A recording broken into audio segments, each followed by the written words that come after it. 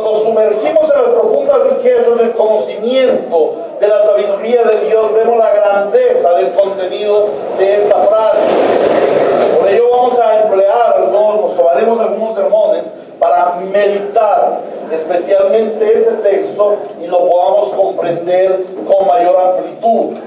La realidad es que iba a resumir todos los elementos de las llaves del reino dadas a la iglesia, pero el Señor me condujo a dar paso a paso qué significado tiene las llaves del reino. Por eso vamos a mirar en los siguientes sermones este significado de te daré las llaves del reino.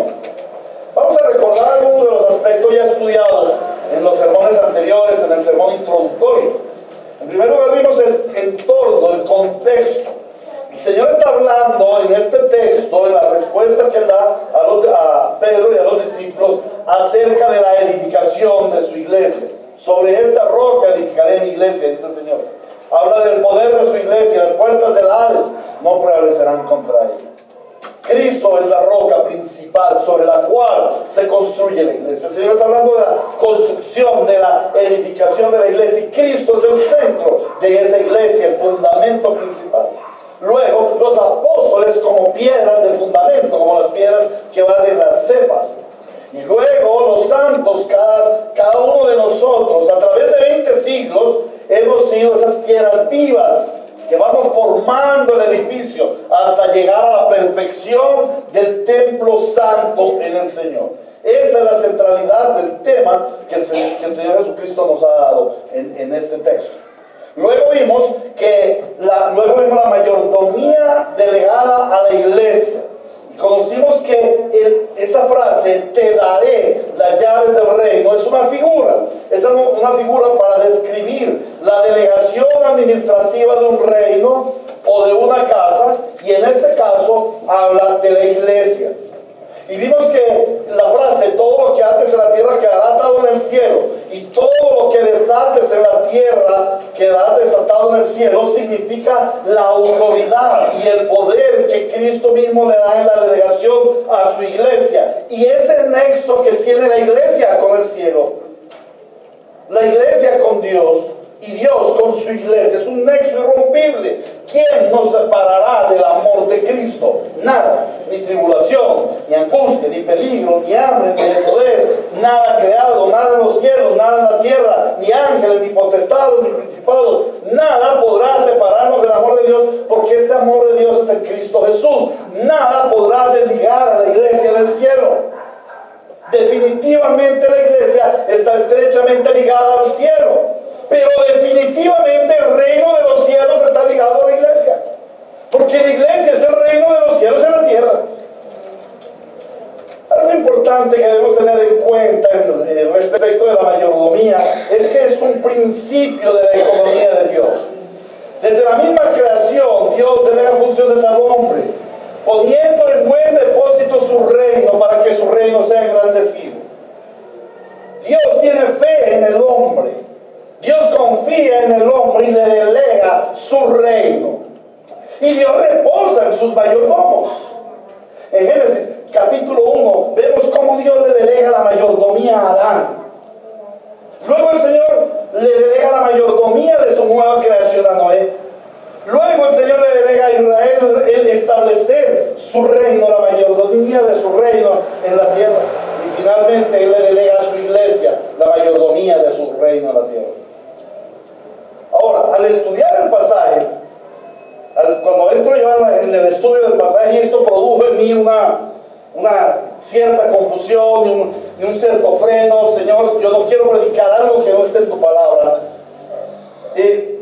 Vi que generalmente los comentaristas se enfocan en la delegación de la iglesia solamente respecto del evangelismo. Ellos dicen, aquí las llaves del reino, te daré las llaves del reino, tiene que ver eso con el evangelismo.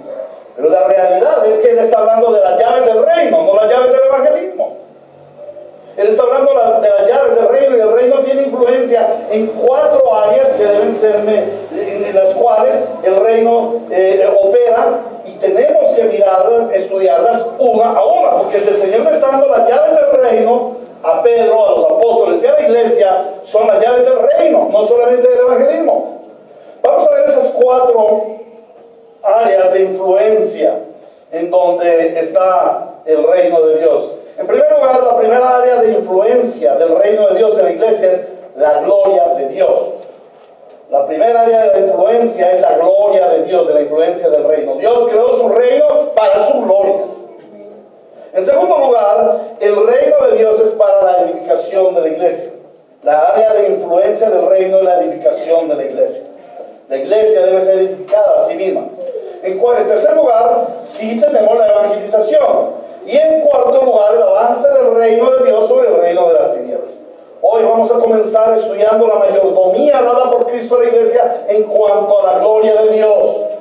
Y vamos a ver 3 características de esa mayordomía. En primer lugar, vamos a ver el fracaso del hombre en la adoración. El fracaso del hombre en la gloria a Dios. En segundo lugar, vamos a ver la restauración de la adoración en Cristo. Que vamos a ver cómo Cristo restaura la adoración, restaura la gloria de Dios. Y en tercer lugar, vamos a ver la responsabilidad delegada a la iglesia en la adoración, en la gloria de Dios. Entonces, ¿qué vamos a ver? El fracaso del hombre, la restauración en Cristo y la responsabilidad delegada o la mayordomía delegada a la iglesia. Entremos pues a mirar en primer lugar el fracaso del hombre en la adoración. Una de las preguntas naturales, una de las preguntas que tiene el hombre, una de las preguntas de la vida del hombre es: ¿y para qué vivo yo? ¿Cuál es la razón de mi existencia? ¿Qué hago yo en este mundo? Recordemos, son 3 preguntas: ¿de dónde vengo? ¿Para dónde voy? ¿Y qué hago en esta tierra? ¿De dónde vengo? ¿Para dónde voy? ¿Y qué hago en esta tierra? Generalmente la gente responde que existe para ser feliz. Vivimos en esta vida para ser felices. Otros dicen: no, nosotros vivimos en esta vida porque tenemos una misión que hacer. Algunos vienen con la misión verde, otros vienen con la misión animalista, otros vienen con la misión familiar. Cada uno se hace su idea de cuál es su misión. Algunos vienen con la misión de acabar con los demás. Pero al transcurrir de la vida, después de trabajar en pos de su felicidad o en pos de su funcionalidad, su misión en este mundo, se dan cuenta de que esta no es la respuesta. Realmente no están en este mundo para eso. Entonces, ¿cuál es la respuesta a esa pregunta? ¿Y para qué existo yo en esta tierra? ¿Qué hago yo en esta tierra? Bueno, nuestro catecismo nos responde a esta inquietud. En la primera pregunta: ¿cuál es el fin principal y más noble del hombre? ¿Cuál es el fin principal y más noble del hombre? Y la respuesta es: el fin principal y más noble del hombre es el de glorificar a Dios y gozar de Él para siempre. Sí, la razón de la existencia del hombre es el darle la gloria a Dios. Estamos en esta tierra, todo hombre está en esta tierra con el propósito de darle la gloria a Dios. ¿Para qué existe la humanidad? Para darle la gloria a Dios. En toda la Biblia, Dios el Señor nos revela que Él creó al hombre para su gloria. En Génesis vemos cómo Él lo creó a su imagen y semejanza. ¿Y para qué lo creó a su imagen y semejanza? Dios creó al hombre a su imagen y semejanza para verse reflejado en Él, para ver su gloria reflejada en el hombre. Esa es la misión inicial del hombre: reflejar la gloria de Dios. Pero el Señor le dice: multiplicados. ¿Para qué multiplicados? Porque el plan de Dios es ver su tierra llena de hombres que llevemos su gloria. De esa manera Él mismo se ve en su creación. En Génesis 1:28 el Señor nos dice que bendijo al hombre, a los hombres, y les dijo: fructifiquen, fructificad. Esto quiere decir que rindan fruto. ¿Fruto para qué? Fruto para su gloria. Luego les dice que se multipliquen. ¿Qué es ese multiplicarse? Es que lleven hijos, que se multipliquen en hijos que lleven su imagen de gloria. Y dice, y llenen la tierra. ¿Que llenen la tierra de qué? De su gloria. Y luego les dice que gobiernen esa tierra. ¿Para qué? Para su gloria. Volvamos al diseño de Dios. En Génesis capítulo 1, y lo veíamos el martes pasado en la enseñanza de Cristología, en Génesis capítulo 1, cuando el Señor termina su creación, Génesis 1:31, el Señor dice, y vio Dios todo lo que había hecho y era bueno en gran manera. Ese fue el sexto día de la creación. Y bendijo Dios al séptimo día y reposó en él, dice luego. ¿Cuál fue la actividad de Adán y Eva en el primer día de su existencia? ¿Qué hicieron Adán y Eva, nuestros primeros padres, los primeros hombres en poblar la tierra? ¿Qué hicieron en ese primer día de vida? Darle la gloria a Dios. ¿Por qué? Porque el diseño de Dios es que el hombre le dé la gloria a Dios. Entonces en aquel día, en el primer día de Adán y Eva, ellos contemplaron la gloria de Dios. Disfrutaron de la gloria de Dios y le dieron la gloria a Dios. Esa era la misión, esa era la mayordomía que Dios le dio al hombre. Y Adán, como cabeza federal de toda la humanidad, debería haber transmitido de generación en generación esa gloria a Dios, esa mayordomía de darle la gloria a Dios. Sin embargo, nuestros primeros padres, al caer en el pecado, fracasaron en esta delegación. Ellos fracasaron. Cuando pecaron, fracasaron en la delegación de darle la gloria a Dios.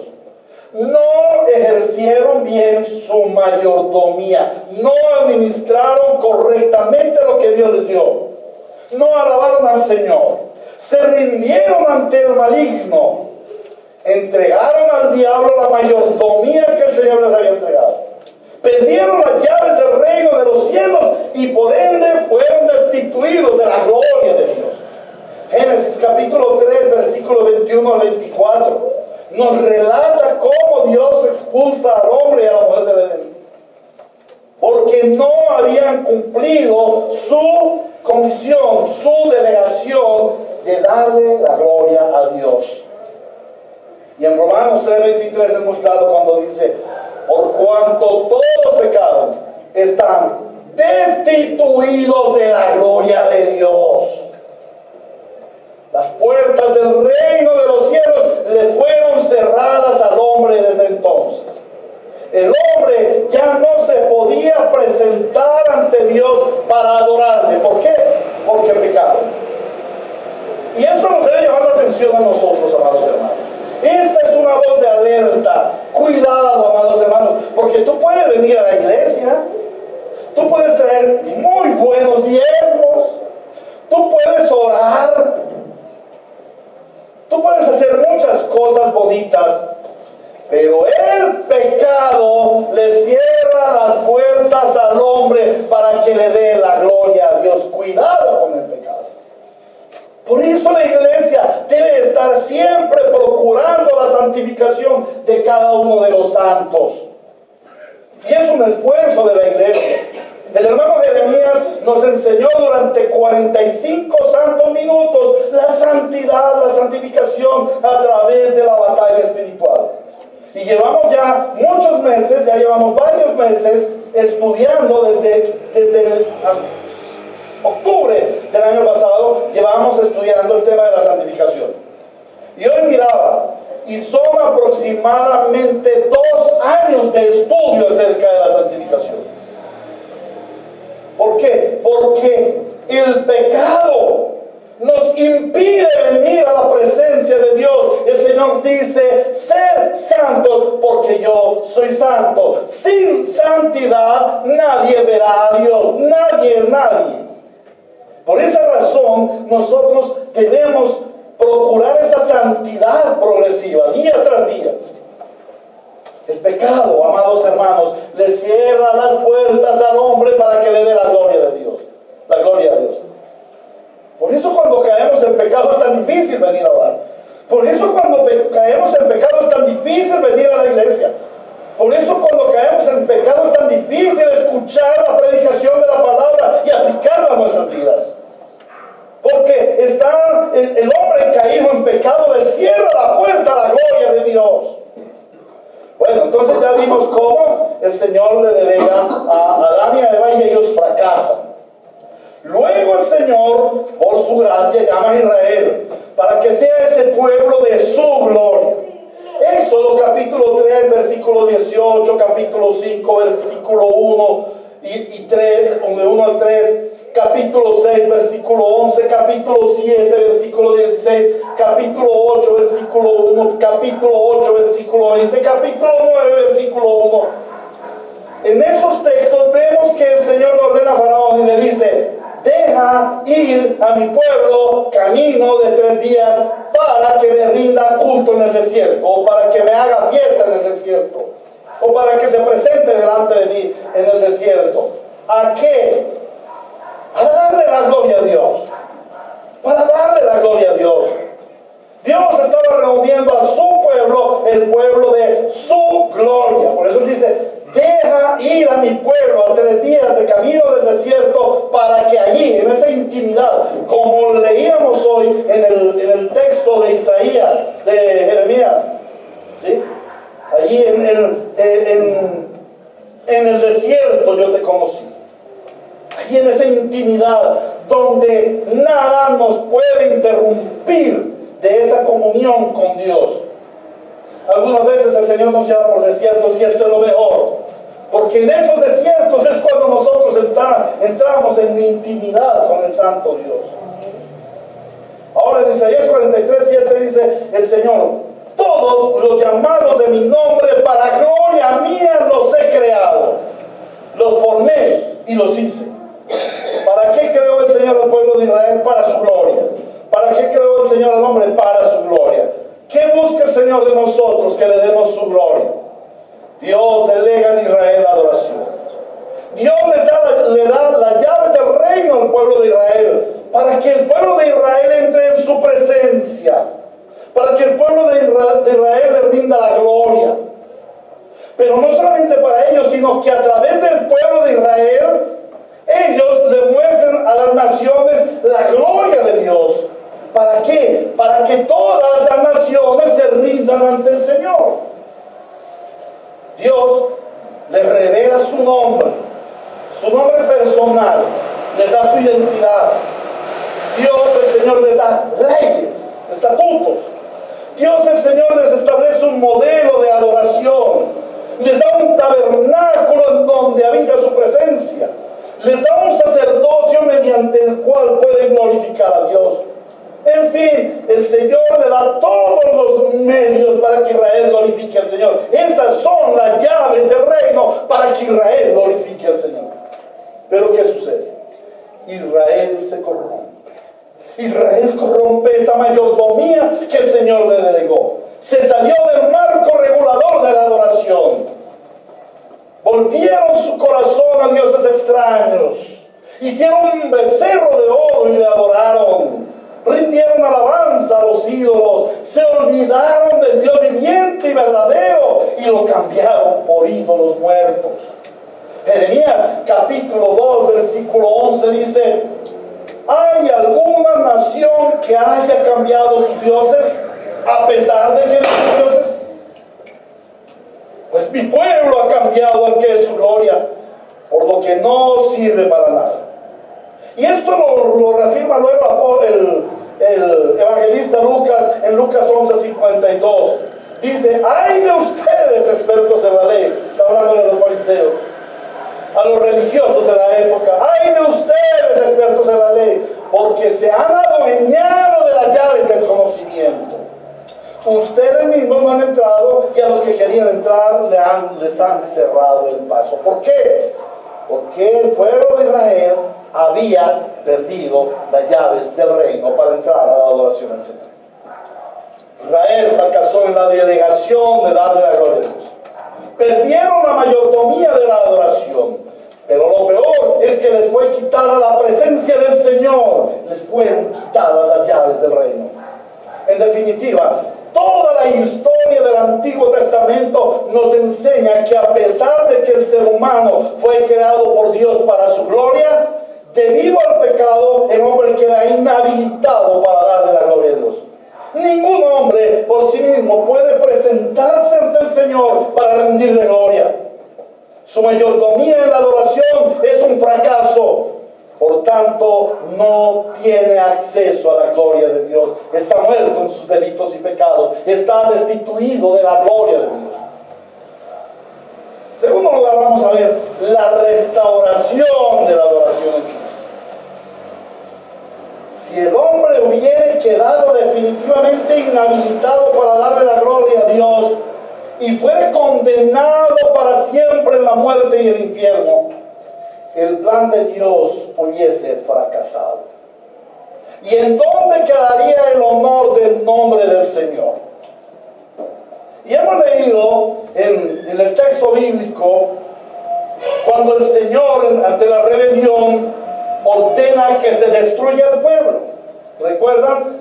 Cuando el pueblo de Israel se rebeló contra el Señor y se fueron tras las mujeres de los moabitas, y cuando el pueblo del Señor reclamó porque no tenían carne y todo eso, y siempre reclamándole al Señor, porque ellos buscaban los beneficios del Señor, no la presencia del Señor.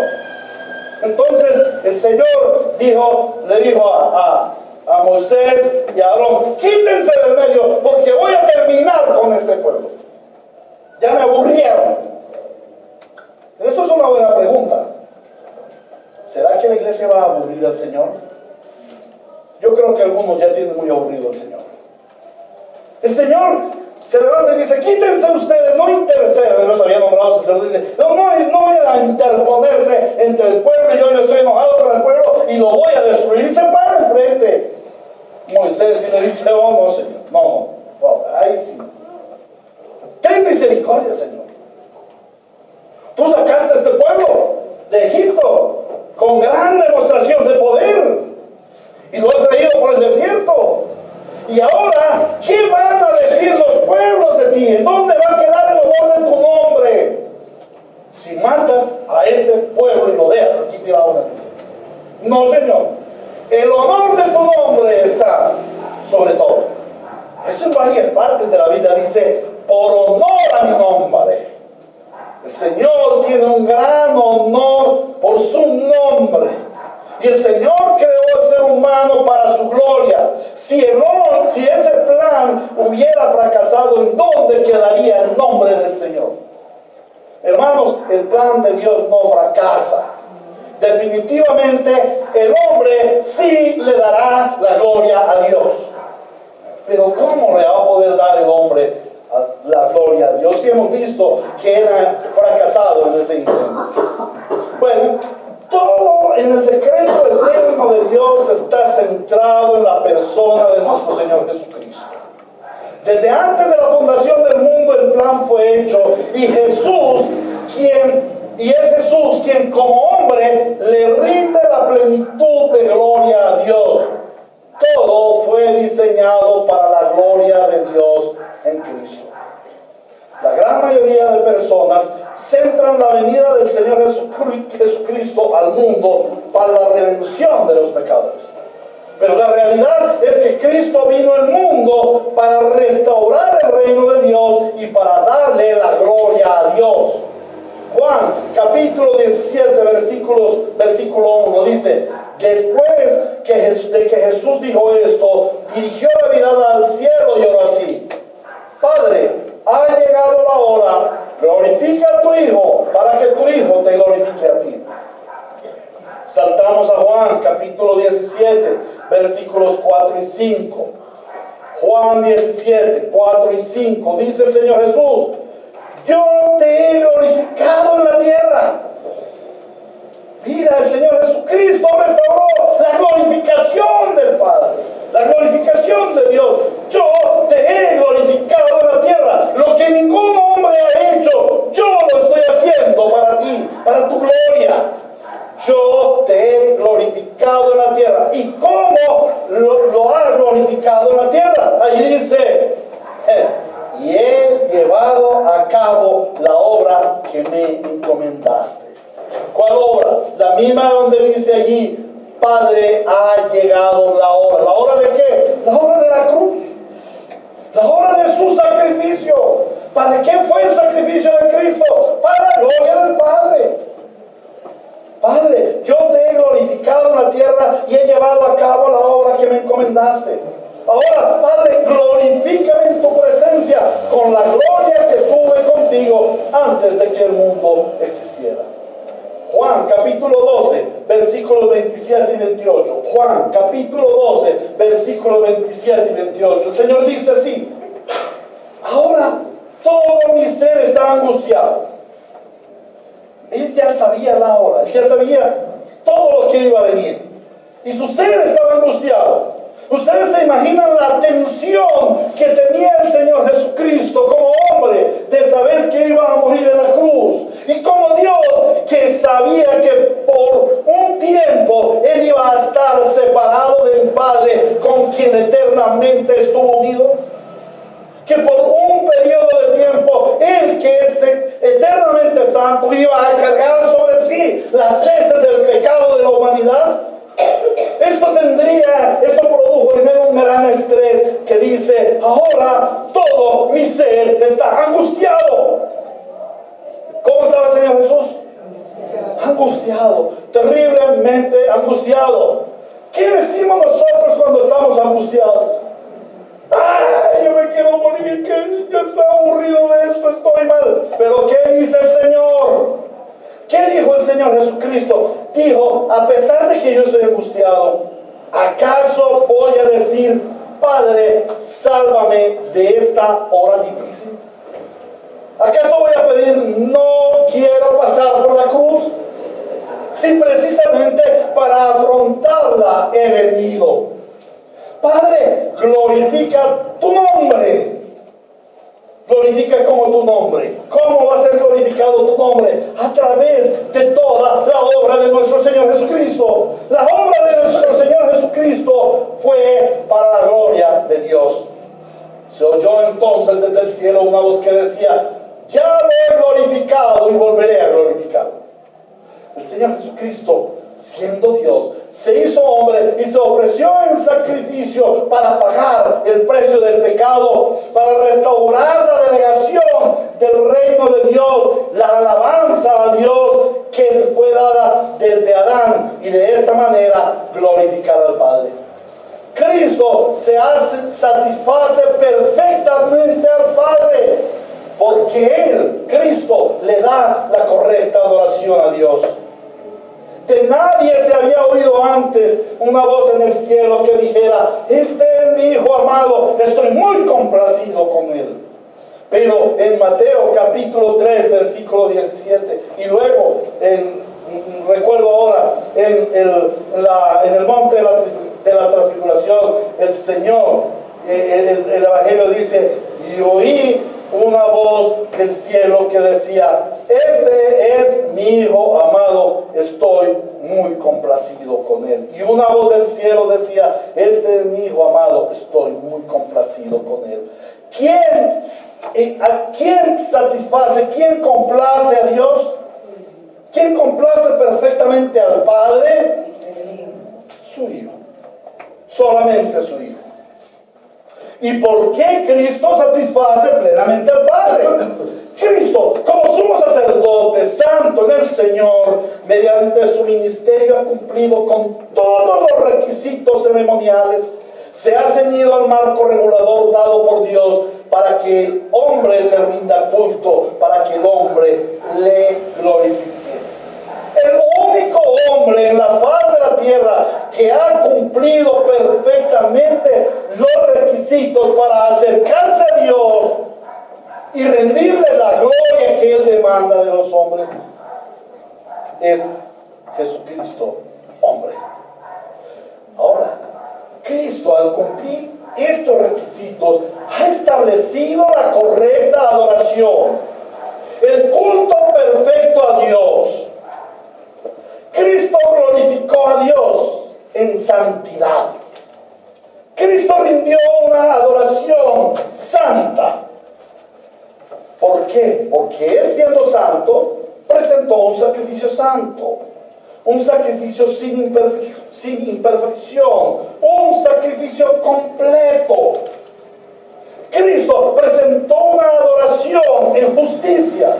¿Por qué? Porque Él cumplió con toda justicia, pagando por el precio del pecado de los injustos. Recuerda cuando el Señor Jesucristo, en las orillas del Jordán, le dice a Juan el Bautista: Juan, es necesario que ahora me bautices. Y Juan le dice: no, Señor, no diga esas cosas. ¿Cómo voy a bautizarte yo? Tú no eres sujeto de bautismo. Al contrario, debiera ser yo quien fuere bautizado por ti. ¿Y qué le dice el Señor Jesús? Le dice: calla, Juan, porque es menester, se hace necesario que se cumpla con toda justicia. Bueno, el Señor Jesucristo en la cruz cumple con toda justicia, pagando por el pecado de los injustos. El Señor Jesucristo presentó una adoración en espíritu y en verdad. Presentó una adoración sincera de un corazón que ama al Padre. Una oración emanada de un espíritu que estaba con Dios. Pero también una adoración en verdad, una adoración conforme a todo lo establecido en la palabra, que hasta ese momento era solamente la Tanaj, o sea, era lo que conocemos hoy como Antiguo Testamento, y especialmente la Torah, que es la ley, los primeros 5 libros. Ahora, el Señor Jesucristo presentó una adoración que es eterna, una adoración que permanece para siempre. ¿Por qué esa adoración es eterna? Porque al ser perfecta no necesita de más sacrificios ni de más rituales. Él es suficiente y le da plena satisfacción a Dios el Padre. Amén. Amén. Cuando el Señor Jesús le dice a Pedro que le dará las llaves del reino, significa que mediante su sacrificio vicario, Cristo le está abriendo las puertas del reino para que Pedro, los apóstoles y toda la iglesia podamos penetrar en la presencia de Dios para darle la gloria. Cuando el Señor Jesucristo le dice: a ti y te daré las llaves del reino, Él no le está diciendo: y te doy ahora mismo, tome las llaves del reino. ¿Por qué? Porque aún no se había cumplido su sacrificio vicario. Al no haberse cumplido el sacrificio vicario, todavía no tenía esa entrada perfecta al cielo. Pero cuando Cristo cumple el sacrificio vicario, Pedro, los apóstoles y desde entonces toda la iglesia hemos tomado las llaves del reino para entrar en la presencia del Señor. En el sacrificio de la cruz, Cristo recuperó las llaves del reino para que la iglesia le pueda dar la gloria a Dios. Marcos capítulo 15, versículo 38. También lo encontramos en Mateo y en Lucas. Dice: la cortina del santuario del templo se rasgó en dos, de arriba a abajo. ¿Y qué es esa cortina del templo? En el templo había una cortina que separaba el lugar santo del lugar santísimo. Al lugar santísimo no podía sino entrar el sumo sacerdote una vez al año. Él entraba allí una vez al año, tenía que entrar en santidad y tenía que entrar cumpliendo todos los requisitos, las normas levíticas que el Señor había dado, las normas de santidad. ¿Por qué? Porque sin santidad nadie verá a Dios. Y allí el sumo sacerdote iba a tener un encuentro personal con Dios. Y nadie, absolutamente nadie podía traspasar esas cortinas, nadie que no fuera el sumo sacerdote, y nadie, ni siquiera el sumo sacerdote, fuera del tiempo establecido por Dios. Pero cuando el Señor Jesucristo muere en la cruz, ¿qué sucede? Se abrió, se rasgó el velo, se rasgó la cortina. Pero lo más curioso, tiene una cortina muy alta, de muchos metros de altitud, como 7 metros o algo más alto.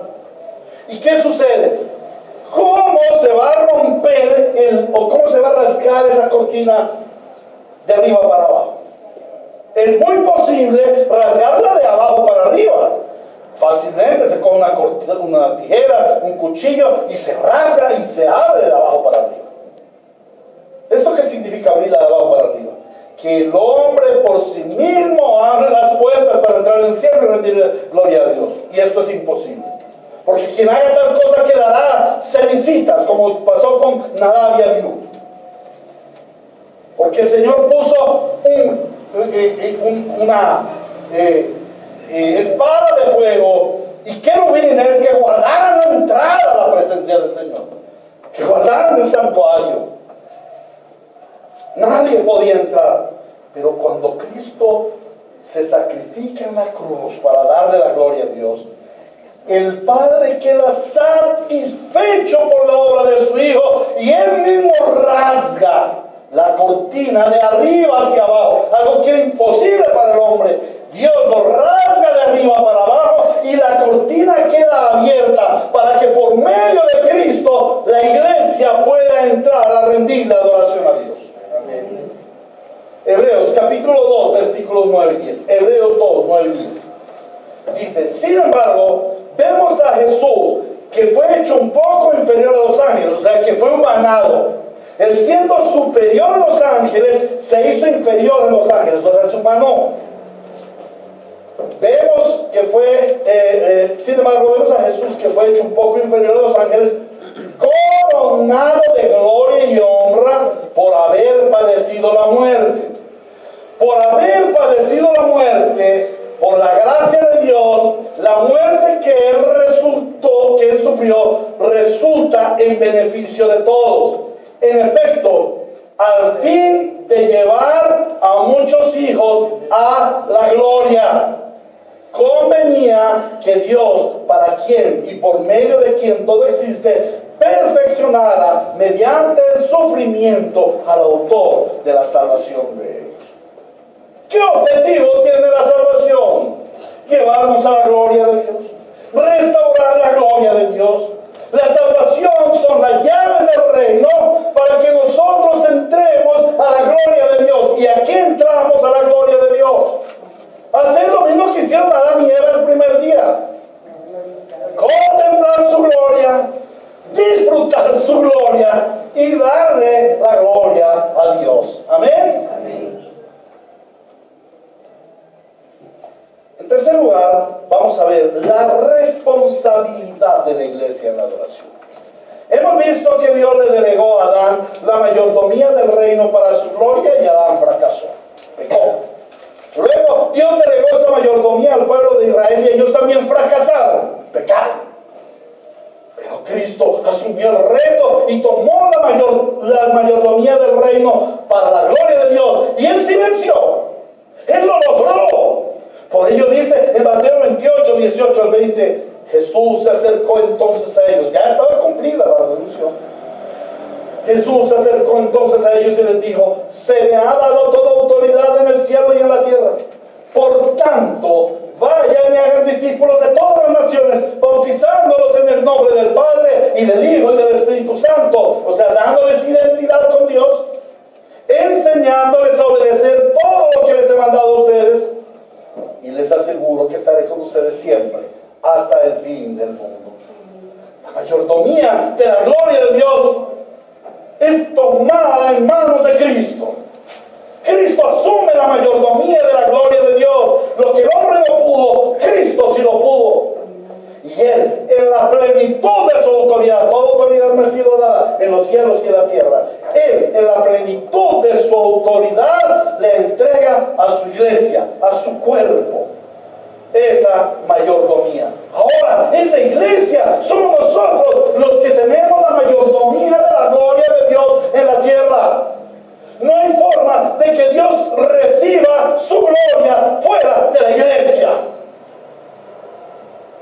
Dos preguntas, amados hermanos. ¿Eres iglesia? ¿Eres iglesia? Si eres iglesia, has recibido la mayordomía dada por Cristo para darle la gloria a Dios. Cuando Cristo te salvó y Cristo te introdujo en la iglesia, has recibido la llave del reino de los cielos para que le des la gloria a Dios. La pregunta es, ¿eres iglesia o simplemente vas a la iglesia?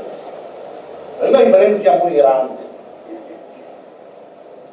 Pero hay una segunda pregunta. Si eres iglesia, ¿le estás dando la gloria a Dios? En tu vida, en tu culto, en tu familia. Dios te creó y te redimió para darle la gloria a Él. No puedes tener otra visión en el mundo, como la frase que nos decía Jeremías, que me impactó.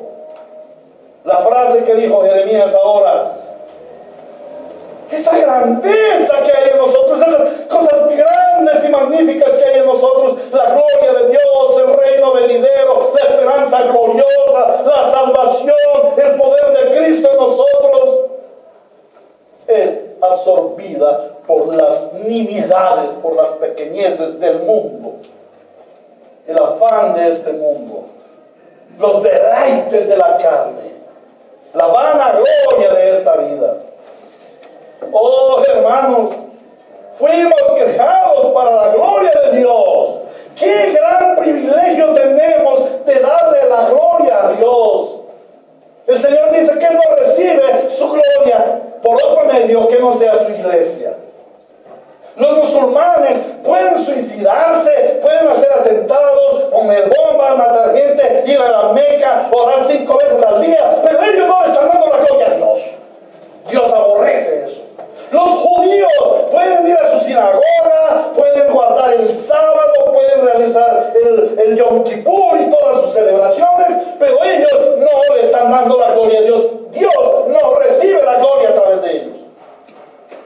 ¿Cómo recibe Dios la gloria? A través de su iglesia. La pregunta es, ¿le está dando la gloria a Dios? Qué gran privilegio tenemos para darle la gloria a Dios, pero a su vez, qué gran responsabilidad la que tenemos para darle la gloria a Dios. Es una responsabilidad, hermanos. Como lo vimos en el sermón introductorio, la mayordomía no es plenipotenciaria. La iglesia no puede manejar los asuntos del reino a su acomodo. El Señor no le dio las llaves del reino a la iglesia para que la iglesia determine cómo es que va a adorar a Dios. No, de ninguna manera.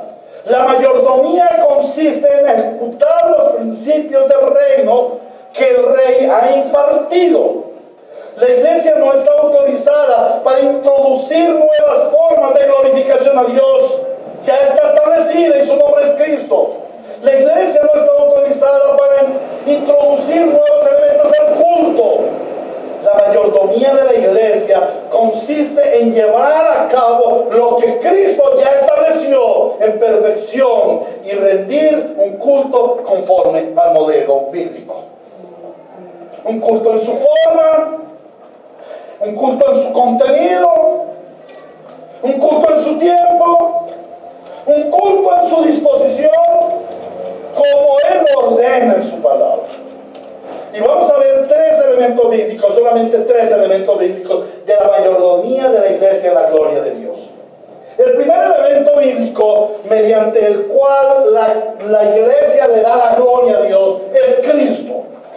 Filipenses capítulo 2, versículos 9 al 11 dice: por eso Dios lo exaltó hasta lo sumo y le otorgó el nombre que está sobre todo nombre, para que ante el nombre de Jesús se doble toda rodilla en el cielo y en la tierra y debajo de la tierra, y toda lengua confiese que Jesucristo es el Señor, para la gloria de Dios Padre. Dios solo recibe la gloria en nombre de Cristo, por los méritos de Cristo y por la obra de Cristo. La iglesia glorifica a Dios solo por medio del nombre de Cristo. No hay otro nombre dado a los hombres para la salvación. La iglesia le rinde la gloria a Dios solo por los méritos de Cristo. No hay ningún mérito santos, ni muertos, ni vivos, por el cual Dios pueda ser glorificado. La iglesia glorifica a Dios solo por la obra sacrificial de Cristo. No hay obra humana, ni obediencia, ni dádiva por la cual el hombre pueda glorificar a Dios. Solo Cristo. Amén. En segundo lugar, la adoración, dice el Señor, ha de ser en espíritu y en verdad. Juan, capítulo 4, versículos 23 y 24. Pero se acerca la hora, y ha llegado ya, en que los verdaderos adoradores rendirán culto al Padre en espíritu y en verdad. Porque así quiere el Padre que sean los que le adoren. Dios es espíritu, y quienes lo adoran deben hacerlo en espíritu y en verdad. Aún no había llegado la hora. Se había acercado, ya estaba ahí. ¿Quién era esa hora? Cristo. Cristo. La cruz de Cristo. Antes los adoradores iban a un monte, los adoradores iban a un templo. Ahora los adoradores vienen a una persona, Cristo. Vienen a una obra, la cruz del Calvario. Vienen a un poder, la resurrección de Cristo y la esperanza de los creyentes. Ahora el Señor en la cruz retomaba las llaves del reino para dárselas a la iglesia, para que la iglesia adore en espíritu y en verdad, porque dice el Señor que quienes lo adoran debemos hacerlo en espíritu y en verdad. Ahora, ¿cómo es eso de en espíritu y en verdad? En espíritu debe ser una adoración emanada de un espíritu que está en comunión con el Padre, que está en comunión con Dios, una adoración espiritual, una adoración que está en identidad con Dios, no una adoración carnal. ¿Cuántas personas piensan que al venir a un culto y hacer el trencito y bailar danzas y levantar trapos y ondear banderas, con eso están rindiendo culto a Dios? No, el Señor dice que no es en la carne, no es en los trapos. Eso lo hace el Nacional y el Medellín allá en el estadio. Ondear los trapos, levantar las banderas. Pero la adoración del pueblo de Dios es una adoración que nace de un espíritu que está en comunión con el Santo. O sea, es una adoración santa. Es una adoración del Espíritu, dada por el Espíritu. Por eso nuestra insistencia cuando cantamos los himnos: hermanos, adoremos en espíritu y en verdad. Adoremos con todo entendimiento. También que sea una adoración emanada de un espíritu agradecido, que comprende que Jesucristo es su Salvador, pero también es su Señor. Y solo el Espíritu nos puede llamar a invocar el nombre de Cristo. Nadie le dice a Cristo Señor si no es por el Espíritu Santo, dice su santa palabra. Pero también debe ser una adoración sincera, genuina, en verdad. No una adoración falsa, no una sonrisa pezón. No, hermanos, debe ser una adoración en verdad. O sea, una adoración conforme a la palabra. Una adoración que se enmarque en la palabra. Y eso es el siguiente punto que vamos a ver. Pero antes, debe ser una adoración sacrificial. ¿Cómo adoró Cristo al Padre? En sacrificio. ¿Cuál es la verdadera adoración? Aquella que conlleva sacrificio. Pero no tu sacrificio. El sacrificio de Cristo. El sacrificio de Cristo. Cuando tú comprendes, recibes, amas y vives el sacrificio de Cristo, tú vas a vivir la vida sacrificial, vas a vivir el amor sacrificial, vas a vivir el culto sacrificial. Por eso el Señor dice que traigamos sacrificio de alabanza que sea grato al Señor. Que nuestra adoración sea sacrificial. Cuando el Señor Jesús le viene y dice: ay Señor, es que yo quiero ser tu discípulo, llévame contigo. Y el Señor que le dice: el que quiere ser mi discípulo, ¿qué? Niegues a sí mismo. Niegues a sí mismo, o sea, ya no viva para sí. Haga lo que el apóstol Pablo, diga lo que el apóstol Pablo dijo y haga lo que el apóstol Pablo hizo y los apóstoles y los cristianos de 20 siglos atrás. Muérase. Muere a sí mismo. Mas ya no vivo yo, Cristo vive en mí. Y lo que vivo en esta carne lo vivo para la gloria de aquel que me redimió. Amén. Pero también el Señor dijo que niegues a sí mismo, luego ¿qué? ¿Qué es tome su cruz? ¿Qué significa tomar su cruz? ¿Cargar a la suegra? No, hermanos. La cruz del matrimonio, hermano. No, el matrimonio no es una cruz. El matrimonio es un deleite de Dios. Es un paraíso en la tierra. Lo que pasa es que tu pecado lo convierte en un infierno. El matrimonio en Cristo es el paraíso en la tierra, hermanos. Es una semblanza del paraíso en los cielos. Ahora, hermanos, ¿qué quiere decir tome su cruz?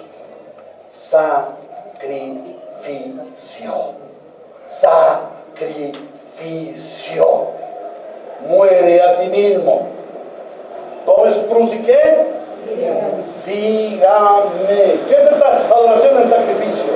¿Cuánto nos cuesta a nosotros hacer un sacrificio de venir a la iglesia el domingo? ¿Cuánto nos cuesta a nosotros el venir a la iglesia los martes a orar? ¿Cuánto nos cuesta a nosotros un sacrificio de levantarnos 20 minutos, media hora antes para hacer un devocional antes de salir? ¿Cuánto sacrificio nos cuesta a nosotros apagar el televisor media hora antes para hacer un devocional familiar, hacer un altar al Señor? Por eso se llama el altar familiar, porque demanda el sacrificio. Ayer hablaba con mi amado discípulo y le decía, la fe viene por el oír y el oír por la palabra de Dios. Martín Lutero se metía 18 años, 18 horas diarias en la Biblia. El tratado de Calvino, de más o menos 1300 páginas, no se produjo en un abrir y cerrar de ojos y en un larín larán. Fue un hombre que estudió años y años, metido en la palabra, metido en los escritores, en los autores antiguos, para poder escribir la institución de la religión cristiana. ¿Cuánto nos sacrificamos nosotros? ¿Qué sacrificio hay en ti? La adoración en espíritu y en verdad es una adoración sacrificial. Y en tercer lugar, la adoración ha de ser conforme al marco regulador dado por Dios. Primera a los Corintios 14, 40, pero te conmino, ve a tu casa y lee primero los Corintios capítulo 14 y vas a ver parte del marco regulador del culto en la iglesia. Primero los Corintios 14, 40 dice, pero todo debe hacerse de una manera apropiada y con orden. La versión Reina Valera dice, pero todo hágase decentemente y en orden. Dios, el Señor, nos ha dado un marco regulador que ordena el culto que le glorifica. Este marco nos lo da solo la Biblia. La mayordomía de la iglesia consiste en hacer respetar este marco regulador para la gloria de Dios. Fuera de este marco, Dios no es glorificado. La iglesia toda, los pastores, los diáconos, los ancianos, las hermanas, los hermanos, toda la iglesia tiene la autoridad para que la iglesia no se desvíe del marco regulador. Si esta iglesia, y Dios nos libre de ello, se llegara a desviar del marco regulador de la adoración y de la alabanza, no es culpa del pastor, es culpa de toda la iglesia. Porque la iglesia debe tomar autoridad, las llaves dadas por Dios, por Cristo, el poder para atar y desatar. Porque si se ata en la tierra, será atado en los cielos, y si se desata en la tierra, será desatado en los cielos. Si la iglesia se levanta contra un líder que se está saliendo del marco regulador que Dios ha dado para el culto, Dios en los cielos sella esa decisión, ese llamado de atención, y respalda a la iglesia. ¿Por qué su iglesia? Porque Dios le dio esa autoridad. La iglesia debe cuidar del santo culto. La iglesia debe cuidar de la gloria de Dios. Aquí está la gloria de Dios. Y cuando tú vienes debes darle la gloria a Dios. Porque esa es tu vida, darle la gloria a Dios. ¿A qué conclusiones hemos de llegar, hermanos? Concluimos que cuando Cristo le dice a Pedro que le dará las llaves del reino de los cielos, le está delegando la función de la mayordomía de la iglesia, de darle la gloria a Dios. Es una mayordomía, es un don, es una autoridad que el Señor nos ha dado como iglesia. El Señor le está mostrando a Pedro que ahora la iglesia puede entrar libremente por la autoridad y los méritos de Cristo a darle la perfecta gloria a Dios. Pero también que le está diciendo que esa gloria debe ceñirse al modelo bíblico.